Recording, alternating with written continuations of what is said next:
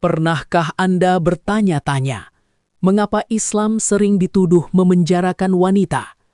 Mengapa sepotong kain di kepala menjadi ancaman bagi dunia modern? Dan benarkah pria Muslim diizinkan bersenang-senang dengan banyak wanita, sementara istri mereka menderita? Malam ini, semua tuduhan itu akan dijawab tuntas. Kita berada di jantung kota New York, di studio Global Perspectives yang megah, ribuan penonton menahan napas. Di panggung sebelah kiri duduk Alice, seorang jurnalis senior dan ikon feminisme radikal yang dikenal tidak pernah kalah dalam debat. Tatapannya tajam, siap mencabik-cabik argumen lawan. Di panggung sebelah kanan duduk seorang pria dengan peci putih khasnya, jas abu-abu yang rapi, dan senyum yang tak pernah lepas dari wajahnya. Beliau adalah Dr. Zakir Naik. Sosok yang dikenal memiliki ingatan komputer, mampu mengutip ribuan ayat dari Al-Quran, Injil, Veda, dan Taurat di luar kepala. Ini bukan sekadar debat, ini adalah pertarungan antara dogma modernitas melawan wahyu ilahi. Tapi sebelum kita masuk ke arena panas ini, pastikan Anda menekan tombol subscribe sekarang juga. Jadilah bagian dari komunitas pencari kebenaran ini.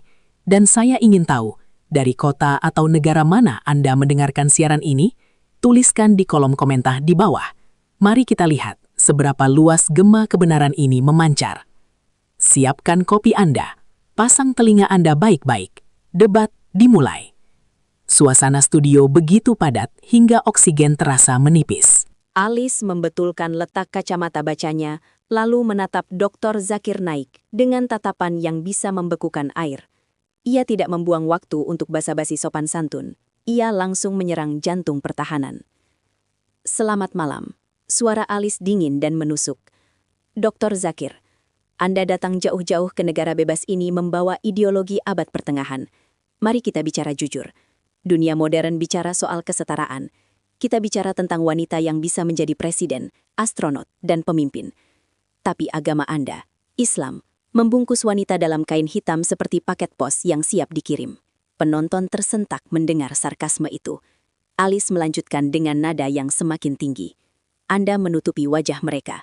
Anda mengizinkan pria menikahi 4 wanita seolah wanita adalah barang koleksi. Anda memberikan warisan setengah dari pria seolah wanita adalah manusia setengah harga. Pertanyaan saya sederhana, dan saya minta jawaban logis, bukan dongeng agama. Bagaimana Anda bisa menyebut Islam sebagai agama damai jika separuh pengikutnya, yaitu wanita, diperlakukan seperti warga kelas 2? Apakah Tuhan Anda membenci wanita? Kamera menyorot wajah Dr. Zakir Naik. Beliau tidak tampak marah. Justru, beliau membetulkan posisi mikrofonnya dengan tenang, mengucapkan bismillah, lalu menatap Alice dan audiens dengan tatapan seorang ayah yang sabar.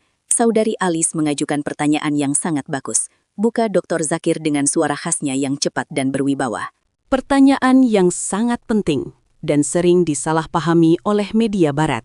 Saudari bertanya tentang hak wanita dalam Islam. Dia menuduh Islam memenjarakan wanita di balik hijab dan poligami. Saudari, mari kita analisis tuduhan ini dengan logika dan fakta sejarah, bukan dengan emosi. Dr. Zakir mengangkat jari telunjuknya. Sebelum Islam datang, mari kita lihat status wanita.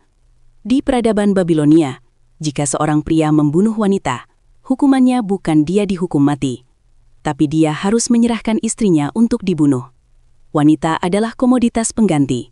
Di Yunani kuno, tempat lahirnya demokrasi yang kalian agungkan, wanita diperjualbelikan di pasar-pasar. Bahkan di Arab Jahiliyah, jika seorang ayah mendapat kabar istrinya melahirkan bayi perempuan, wajahnya akan merah padam karena malu, dan dia akan mengubur bayi itu hidup-hidup di pasir gurun. Lalu Islam datang. Suara Dr. Zakir meninggi. Lewat Al-Quran dan Nabi Muhammad SAW, Islam mengangkat derajat wanita dari tanah ke langit. Islam memberikan hak kepemilikan harta 1.300 tahun sebelum wanita di Eropa boleh memegang uangnya sendiri. Islam memberikan hak menuntut cerai, hak memilih suami, dan hak waris. Tapi saudari Alice fokus pada pakaian, pada hijab. Mari kita bahas hijab. Dr. Zakir mencondongkan tubuhnya. Saudari, dalam Islam hijab bukan tanda penindasan. Hijab adalah tanda kehormatan. Hijab adalah barrier of protection atau perisai perlindungan. Mari saya beri analogi sederhana. Jika Anda memiliki dua orang saudara kembar yang sama cantiknya, saudara yang pertama Anda biarkan berjalan di lorong-lorong gelap kota New York dengan rok mini, baju terbuka, dan memamerkan tubuhnya. Saudara yang kedua Anda minta dia memakai pakaian yang sopan, tertutup, dan berhijab. Pertanyaannya, Dr. Zakir menatap alis tajam. Jika ada seorang preman atau pria hidung belang di lorong itu, wanita mana yang akan dia goda? Wanita mana yang akan dia siuli?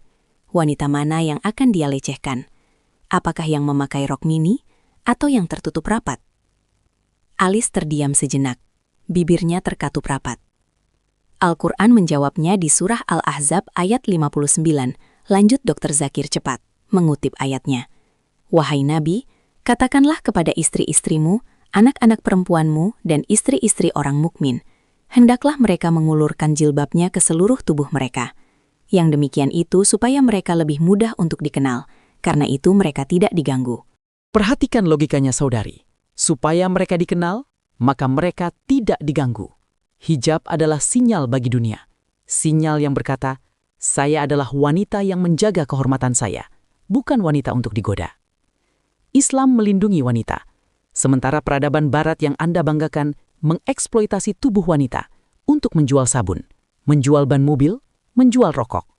Siapa yang sebenarnya merendahkan wanita? Alis tidak terima, wajahnya memerah menahan amarah. Itu alasan klise, Dr. Zakir. Anda menyalahkan korban. Anda bilang wanita dilecehkan karena pakaiannya. Tapi di barat, wanita bebas berekspresi. Kami tidak butuh dibungkus untuk merasa aman. Dan jangan bawa-bawa agama lain, fokus pada Islam. Dr. Zakir tersenyum lebar. Saudari, Anda bicara tentang kebebasan berekspresi. Mari kita lihat simbol wanita paling suci dalam agama Kristen, agama mayoritas di negara ini, Bunda Maria, Virgin Mary. Coba tunjukkan kepada saya, satu saja gambar, lukisan, atau patung Bunda Maria di seluruh gereja di dunia ini, di mana beliau memakai rok mini. Di mana beliau memakai baju tanpa lengan? Tidak ada, seru Dr. Zakir. Di setiap gambar, Bunda Maria selalu memakai tudung kepala. Beliau berhijab, beliau menutup tubuhnya dengan sopan. Jika Anda menghormati Bunda Maria karena kesucian dan pakaiannya yang tertutup, mengapa Anda menghina wanita muslim yang meniru pakaian Bunda Maria? Dan lihatlah para biarawati, the nuns. Mereka menutup seluruh tubuh mereka kecuali wajah dan telapak tangan. Persis seperti wanita muslim. Ketika biarawati melakukannya, Anda menyebutnya mengabdikan diri pada Tuhan. Anda menyebutnya suci. Tapi ketika wanita muslim melakukannya, Anda menyebutnya tertindas. Ini adalah standar ganda, saudari. Double standard.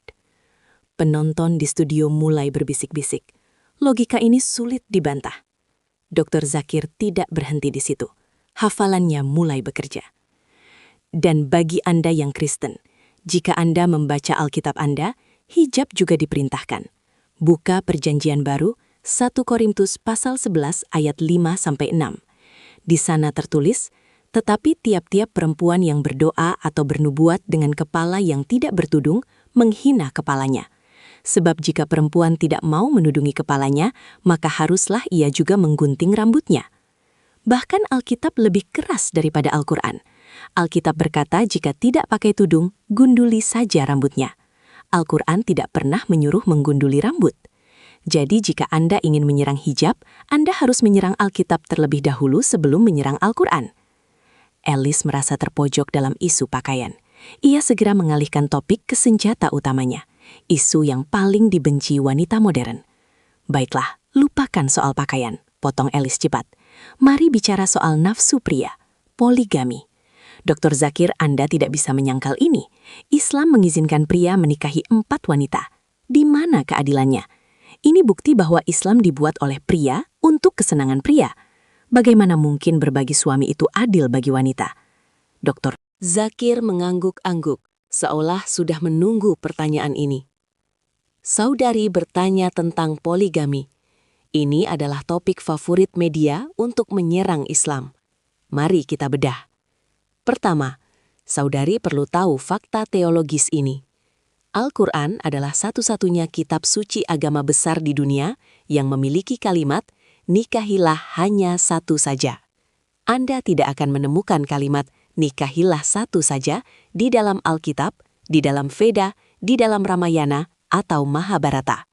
Dalam Hindu, Raja Dasarata, ayah Rama, punya banyak istri. Dalam Alkitab, Salomo punya 700 istri dan 300 gundik. Abraham punya 3 istri. Tidak ada batasan jumlah istri dalam Yudaisme dan Kristen awal. Gerejalah yang kemudian membatasi menjadi 1, bukan Alkitab. Tapi Al-Quran di surah An-Nisa ayat 3 membatasi maksimal 4 dan memberikan syarat yang sangat berat. Jika kamu takut tidak akan dapat berlaku adil, maka kawinilah seorang saja. Tapi, mari kita bicara logika sosial dan statistik, Saudari Alice. Anda orang yang logis, bukan? Dr. Zakir mengangkat tangannya, menghitung jari. Secara alami, rasio kelahiran bayi laki-laki dan perempuan hampir seimbang. Tapi, sistem kekebalan tubuh bayi perempuan lebih kuat. Secara medis, bayi laki-laki lebih banyak meninggal di usia dini.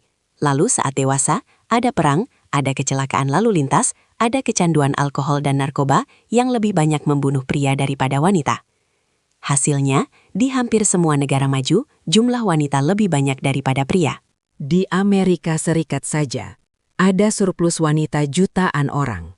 Di Inggris, di Rusia, statistiknya sama.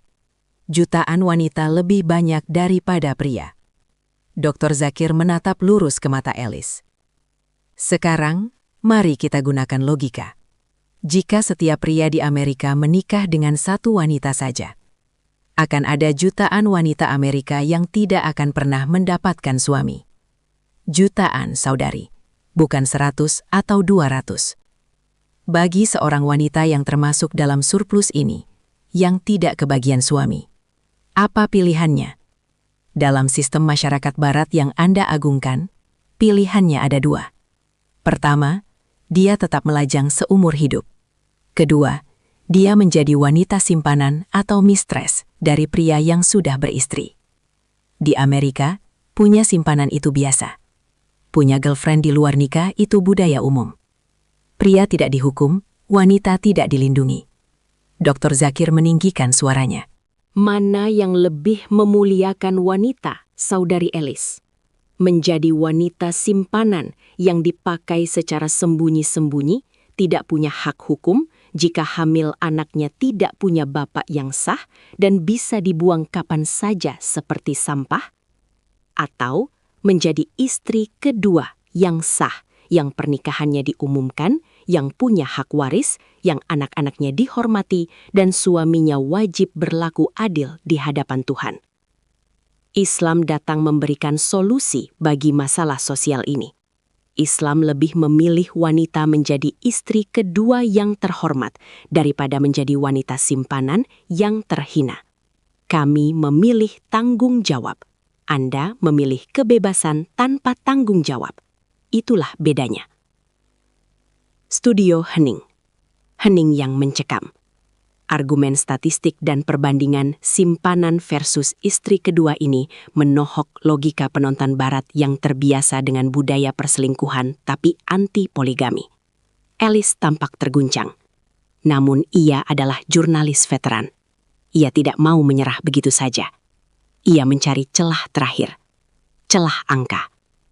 Anda pandai bersilat lidah dengan statistik, Dr. Zakir, kata Alice dengan suara yang sedikit bergetar. Tapi angka tidak bohong dalam kitab Anda. Al-Quran surah 4 ayat 11. Pria dapat 2 bagian warisan. Wanita dapat 1 bagian. Setengah. Ini diskriminasi matematika yang nyata.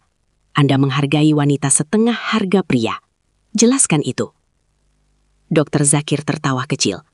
Saudari Alice, lagi-lagi Anda melihat angka tapi lupa melihat konteks. Equality, persamaan, tidak sama dengan equity, keadilan. Dalam Islam, ada beban finansial yang dipikul. Pria, sebelum dia menikah, dia wajib mengurus dirinya. Setelah menikah, dia wajib menafkahi istri, anak-anak, bahkan ibunya jika janda. Uang yang dia dapatkan, haram dia makan sendiri jika keluarganya lapar. Hartanya adalah milik keluarganya. Sedangkan wanita, Dr. Zakir merentangkan tangan. Dalam Islam, wanita tidak punya kewajiban finansial. 0. Jika dia gadis, Ayahnya yang menanggung. Jika dia menikah, suaminya yang menanggung. Makanannya, pakaiannya, rumahnya, semua tanggung jawab suami. Jika seorang wanita muslim bekerja, dan Islam membolehkan wanita bekerja dalam koridor syariah, gaji yang dia dapatkan adalah 100% miliknya. Suaminya tidak boleh minta 1 sen pun. Dia boleh menyimpannya utuh. Dr. Zakir berjalan mendekati meja Alice, meletakkan 2 tangannya di podium. Sekarang bayangkan, saudari. Ada kakak beradik, 1 laki-laki, 1 perempuan. Orang tua mereka meninggalkan warisan $300.000. Si laki-laki dapat $200.000. Si perempuan dapat $100.000. Anda bilang ini tidak adil? Tunggu dulu. Si laki-laki dari $200.000 itu, dia wajib membayar mahar pernikahan, membeli rumah, memberi makan istri dan anak-anaknya. Dalam setahun, mungkin uang itu habis, atau bahkan minus. Dia menanggung beban dunia di pundaknya. Si perempuan, dia dapat $100.000. Dia simpan di bank. Dia nikmati sendiri. Suaminya tetap wajib memberinya makan. Uang $100.000 itu utuh, bahkan bertambah. Jadi secara real, siapa yang sebenarnya lebih kaya? Siapa yang lebih diuntungkan secara finansial? Wanita. Pria dapat bagian lebih besar karena dia jadi kasir keluarga. Wanita dapat bagian lebih kecil, tapi dia jadi ratu yang menyimpan hartanya sendiri. Islam bukan mendiskriminasi wanita. Islam justru memanjakan wanita dalam hal finansial, membebaskan mereka dari beban mencari nafkah yang keras, agar mereka bisa fokus pada peran mulia lainnya.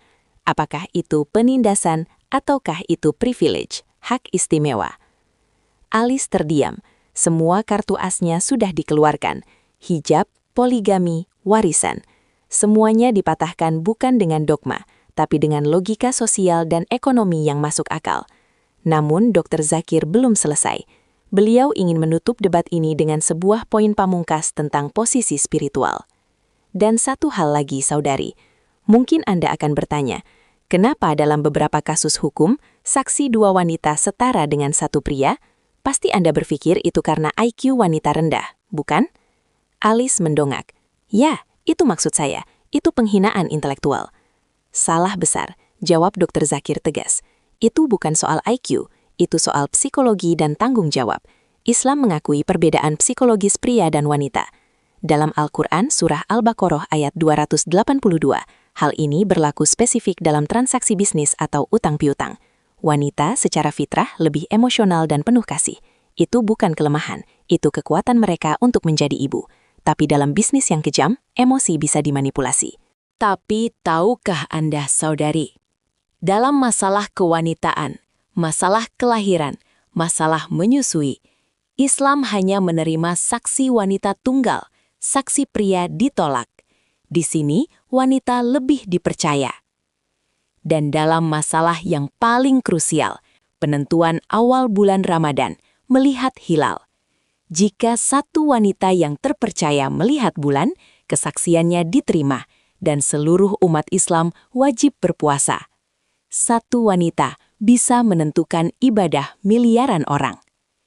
Jadi di mana letak ketidaksetaraannya? Pria dan wanita itu equal but not identical. Setara tapi tak sama. Sepatu ukuran 40 dan sepatu ukuran 38 tidak sama.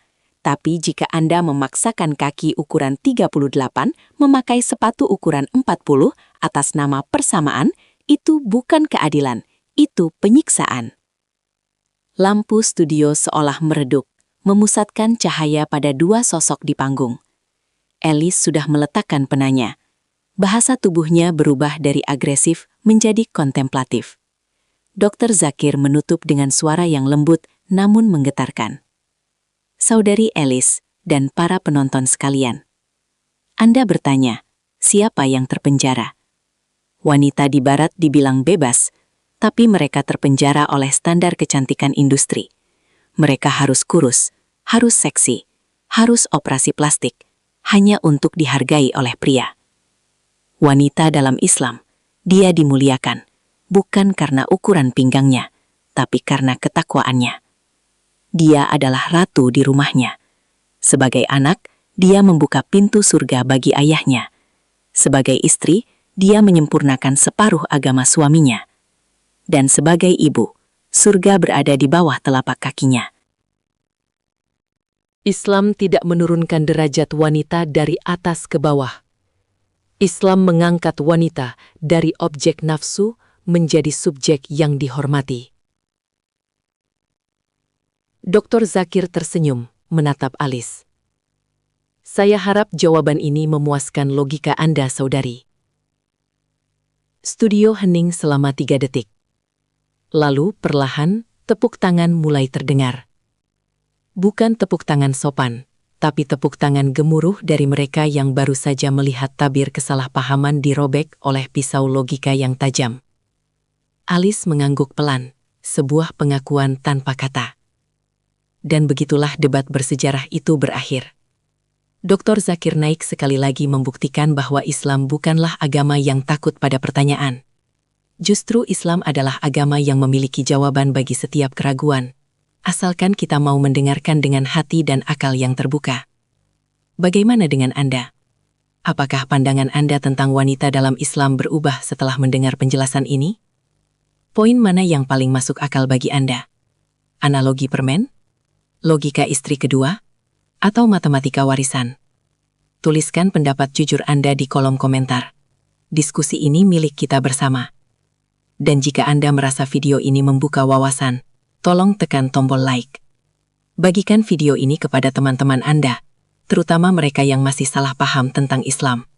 Kebaikan yang dibagikan adalah amal jariah yang tak terputus. Jangan lupa subscribe dan aktifkan lonceng notifikasi agar tidak ketinggalan debat intelektual berikutnya. Saya admin Login Barokah, undur diri. Assalamualaikum warahmatullahi wabarakatuh.